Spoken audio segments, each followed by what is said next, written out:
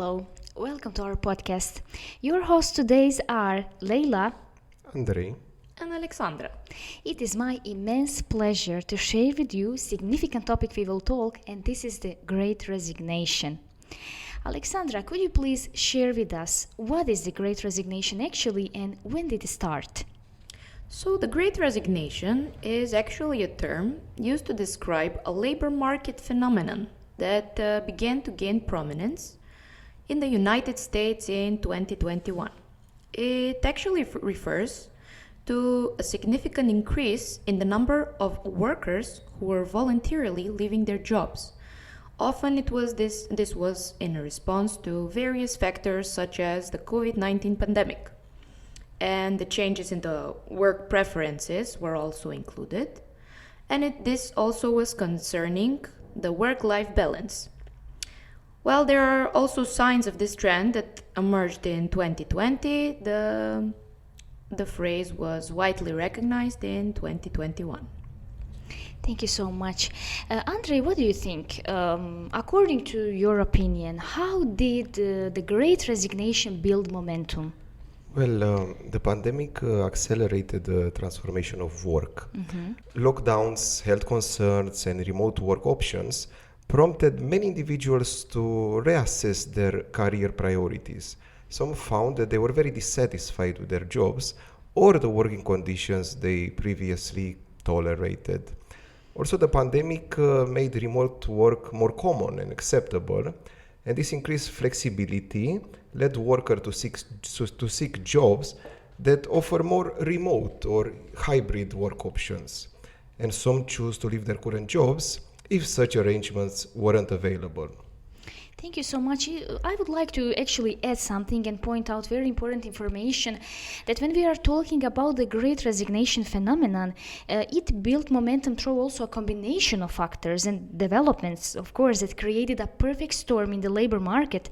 So we can focus, for example, the pandemic exposed the importance of, let's say, work-life balance, mental health, well-being as well.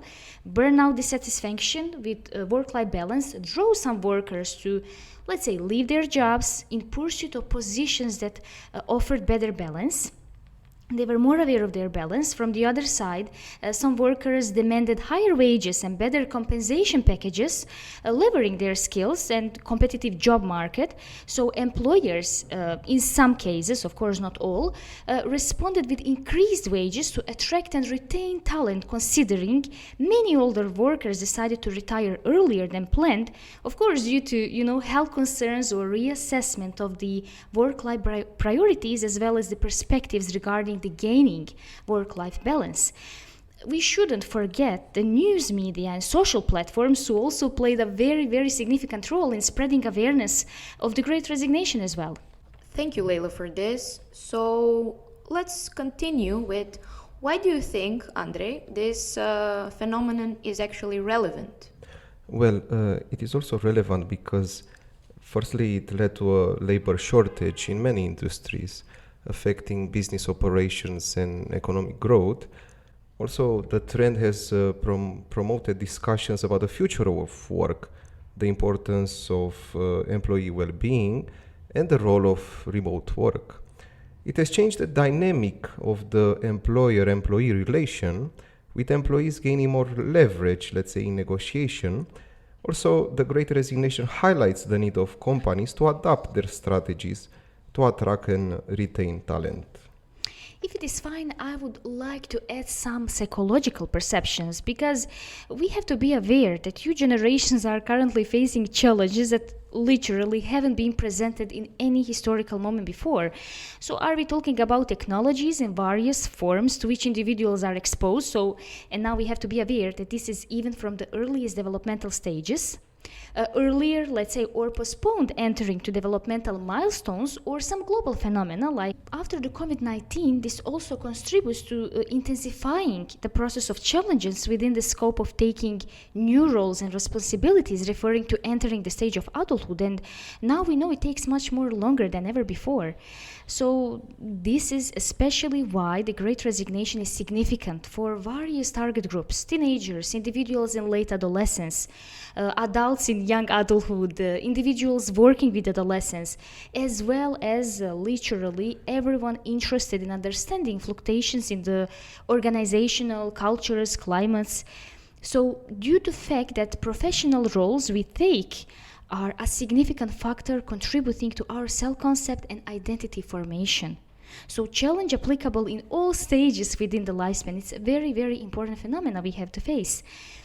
So in order to find an equilibrium that will be satisfactory for all parties included in a work environment, I deeply agree with the statement that traditional models need to be questioned, and very, very much questioned, in order to find an approach that may respond to requests of these fluent dynamics.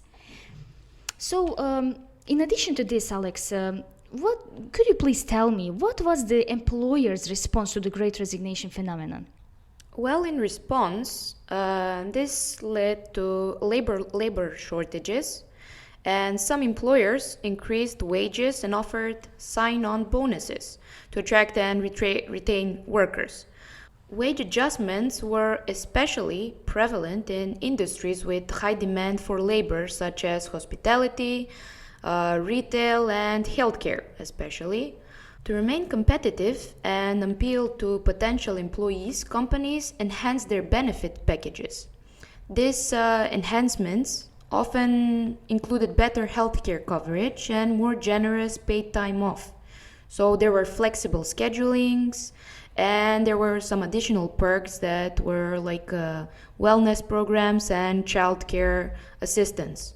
So to retain new hires, employers paid attention to these onboarding processes and integration into the company culture. This was a positive onboarding experience for the employer, and this was essential for reducing early turnover. Oh, very interesting perspective. Thank you so much for sharing with this. I'm sure it will be also interesting for our listeners. And one idea that just came to me is how we can understand this from the psychological perspective, like how different generations reacted to the Great Resignation phenomenon. Andrei, what do you think about Generation X, let's say? Generation X often values job stability and may have been less inclined to participate in the Great Resignation in large numbers. They typically have more experience and may have been in leadership or stable roles. Some Generation X individuals use the Great Resignation as an opportunity to make career shifts or seek roles that better match their skill set or personal aspirations. Just for our listeners to know, Generation X are the individuals born between 1965 and let's say 1980. So, Alexandra, what do you think about the retiring workforce? So the retiring workforce actually is kind of increased in this period, and this actually played a significant role in contribution to the Great Resignation phenomenon. Many developed countries, including the United States, have been experiencing a demographic shift with an aging workforce. So these are the actual baby boomers that how we're known, and these are born between 1946 and 1964, which makes a substantial portion of the labor force. And as members of this generation reach traditional retirement age, typically around 65, they have been retiring in larger numbers, and as baby boomers retire, their positions are actually opening up and job roles often become vacant. Great. Maybe I can add just one perspective regarding the millennials. For our listeners, those are individuals born from 1980s to 1996. And they are somehow known from prioritizing work-life balance and job satisfaction. And they were a significant driving force behind the Great Resignation. We have to admit it. Many of them left jobs that didn't offer the flexibility and fulfillment they sought. They also embraced, remote work options and often sought positions that allow them to work from home, which is also a new phenomena that we have in contemporary world, or let's say choose their work environment in different manner. In addition, some millennials opted to start their own businesses during the pandemic, taking advantage, of course, of changing market conditions and opportunities. When we are in these market conditions and opportunities, Andrei, what do you think? From the, let's say, perspective of employer, you have a lot of experience in that field. So what do you think? What can employers do to retain employees? Well, I think that it has never been easy to attract and retain quality talent in the technology industry, and the Great Resignation movement hasn't helped with that. Employees currently have the high ground as there is more demand and supply in quality IT staff.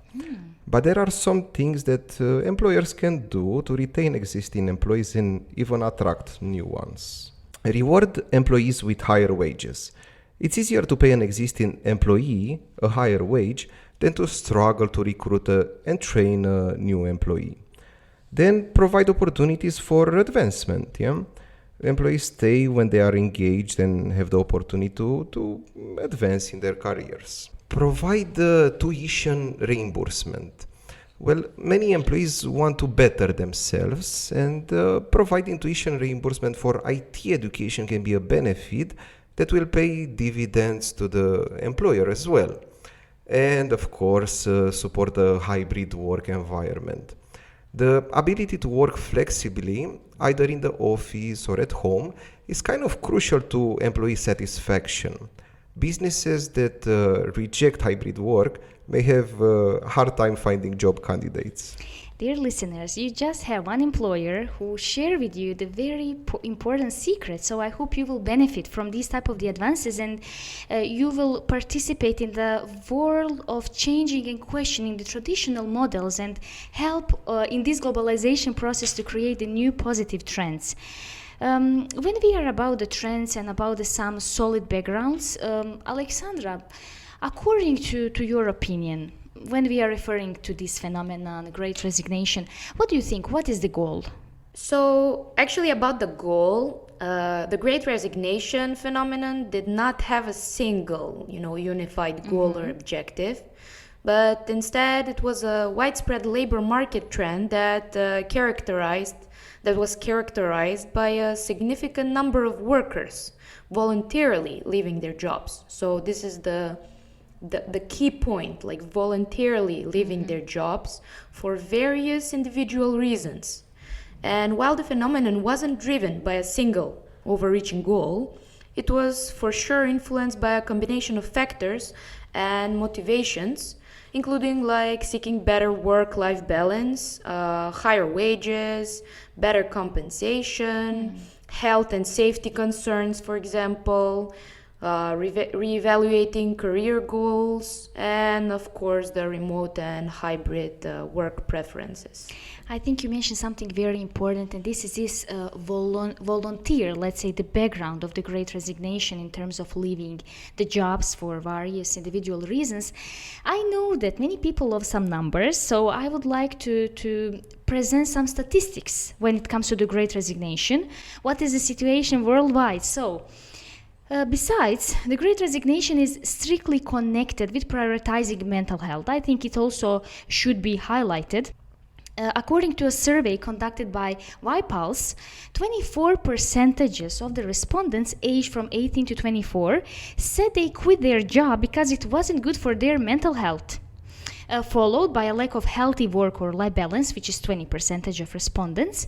In case of Romania, where we are here now and recording for you this gorgeous podcast, according to an e-job survey, 21% of employees would quit without having already secured another job, which may be shocking for our listeners. Moreover, let's say when we refer to youth unemployment, it keeps being high across the world. At the European Union level, the rate was 13.9 in the March of 2022, while the rate of needs was 13.1 in 2021. Within the EU, Spain has one of the highest rates of youth unemployment, 28.9%. Then we have Italy with 23.8%, and then Romania with 22%. So Italy has also the highest rate of needs, 23.1%, followed by Romania, while Spain has 18.4%. We shouldn't forget the Western Balkan region. So the trend is also even more alarming in the Western Balkan region, where youth unemployment in 2021 was 33.2%. If you can or cannot believe me, I have to tell you that it even reached 38.2 in Bosnia and Herzegovina, 37.1 in Montenegro, and 36.3% in North Macedonia. So when it comes to needs, the average rate was 23.7 in 2020, with one of the highest levels in Bosnia and Herzegovina, that is 30%, while in North Macedonia reaches 26.2 and in Montenegro 21. So after hearing these statistics, maybe it can change your opinion regarding the Great Resignation or not. We will see. To make it more concrete and slowly conclude our podcast today, Andrei, could you please share with us why wasn't we here many shocking statistics, many different information, even this volunteer basis, but why wasn't the Great Resignation phenomenon used for changing some laws as in demanding UBI or I don't know, something similar? Well, okay. The Great Resignation did not directly lead to the widespread demand for UBI. It did, however, create a broader context for discussions about workers' rights, labor conditions, and employment policies. It emphasized the need for change in the workplace, which could indirectly influence policy discussions related to economic well-being, such as UBI in the future. But, the diverse and decentralized nature of the phenomenon made it challenging to use it as a platform for a specific policy demand like UBI. So, this is all for this episode. I really thank you for tuning in with us, and I hope you have gained more insight about this topic today. I wish you warm greetings from Alexandra, Andrei, and Lejla.